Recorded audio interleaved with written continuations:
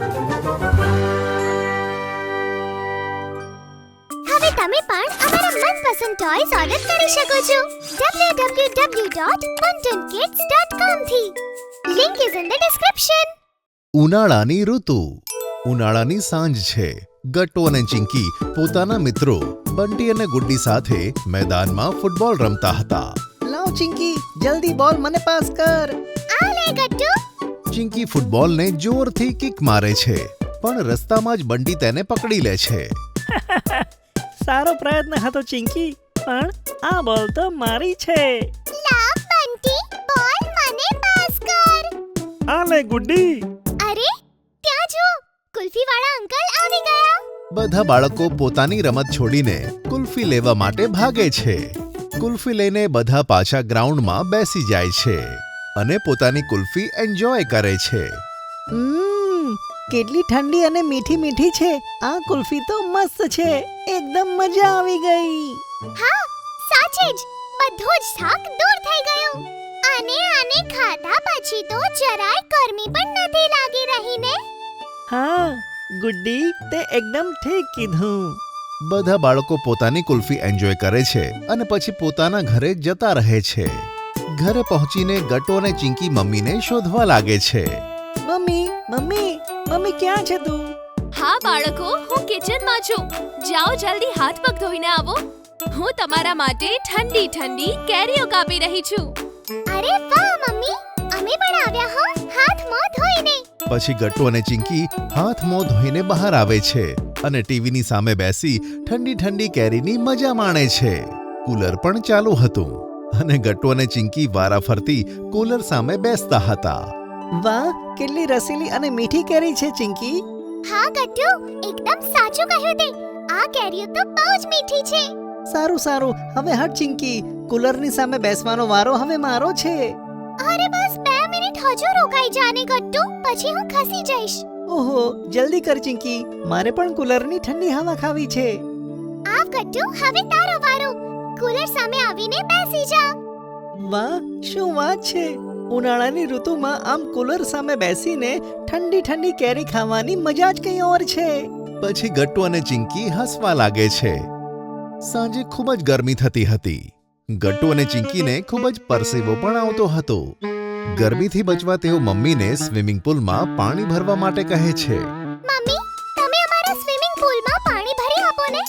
જુઓ ને, કેટલી ગરમી થાય છે. સ્વિમિંગ પુલમાં નાહીને અમને બંનેને બહુ સારું લાગશે. હા મમ્મી, પ્લીઝ સ્વિમિંગ પુલમાં પાણી ભરી દે ને. મારાથી તો આ ગરમી સહન જ નથી થતી. હા હા બાળકો, કેમ નહીં.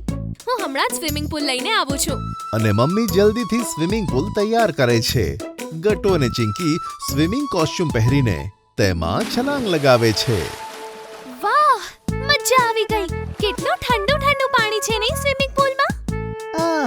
એવું લાગે છે કે જાણે બધી ગરમી ગાયબ થઈ ગઈ હોય. ગટ્ટુ સ્વિમિંગ પુલની મજા માણી રહ્યો હતો ત્યાં ચિંકી પોતાની ગનમાંથી પાણી છોડે છે. અરે ચિંકી, આ તું શું કરે છે? મજા આવી બેટા ગટ્ટુ. જો, આ છે મારી સુપર ગન, જે ગરમીને દૂર ભગાવશે. હા, ખૂબ જ સારી છે તારી ગન. અને આમ ઘણા સમય સુધી ચિંકી અને ગટ્ટુ સ્વિમિંગ પુલની મજા લેતા રહ્યા અને મમ્મી પણ બંનેને આ રીતે રમતા જોઈને ખુશ થતી ગઈ. થોડીવાર પછી મમ્મી બંને જણાને બોલાવે છે. ગટ્ટુ ચિંકી, ચાલો હવે સ્વિમિંગ પુલમાંથી બહાર આવી જાઓ. વધારે સમય સુધી પાણીમાં ન રહેશો.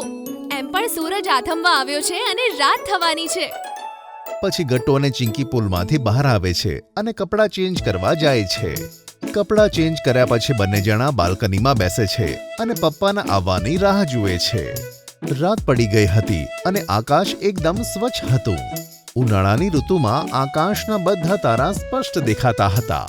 ગટ્ટુ અને ચિંકી આ તારાઓને જોતા હતા ત્યાં જ પપ્પા આવ્યા. અરે વાહ બાળકો, શું તમે મારી રાહ જોતા હતા? હાસ તો પપ્પા, બીજું શું?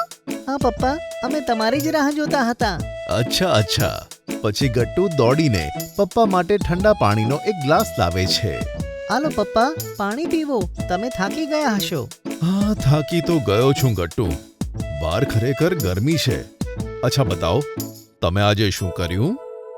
અમે તો આજે કુલ્ફી ખાધી અને ગુડ ગટ્ટી અને બંટીની સાથે ખૂબ રમ્યા. હા, અમે ઠંડી ઠંડી કુલ્ફી અને મીઠી મીઠી કેરી ખાધી.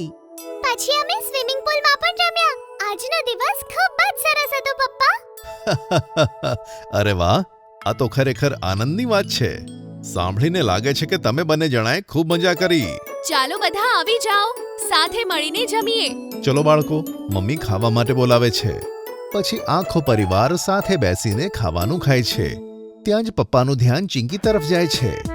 તે પોતાની પ્લેટમાંથી ખીરું, કાકડી અને ટામેટું બાજુમાં મૂકતી હતી. ચિંકી બેટા, આ તો શું કરે છે? સલાડ કેમ નથી ખાતી? પપ્પા, મને આ બધું જરાય પસંદ નથી.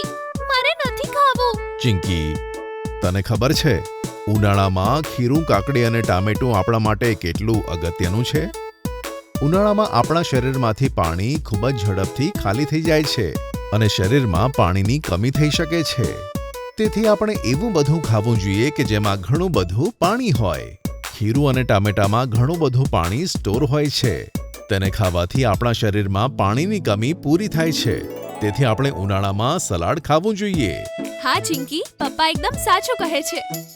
અચ્છા મમ્મી, સારું પપ્પા, હું સમજી ગઈ.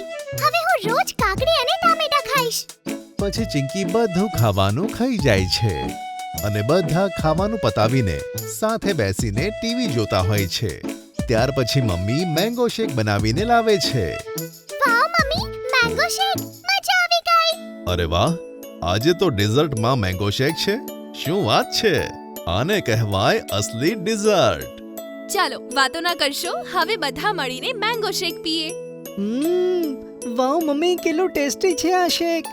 ખરેખર બહુ મજા આવી ગઈ. સાચે જ, ઉનાળામાં કેરી કરતા સારું કંઈ જ ન હોઈ શકે. હા બાળકો, આ મેંગો શેક તો ઘણો વધારે ટેસ્ટી છે. મમ્મી, કાલે અમને મેંગો શેક બનાવીને પીવડાવજે. અને પરમ દિવસે અને પછીના દિવસે પણ રોજ, આખો ઉનાળો. ગટ્ટુની વાત સાંભળીને બધા હસવા લાગે છે અને ગટ્ટુ પણ તેમની સાથે હસે છે. હા બાળકો, કેમ નહીં? હવે હું તમને દરરોજ આવી રીતે ટેસ્ટી મેંગો શેક બનાવીને પીવડાવીશ. ઓકે?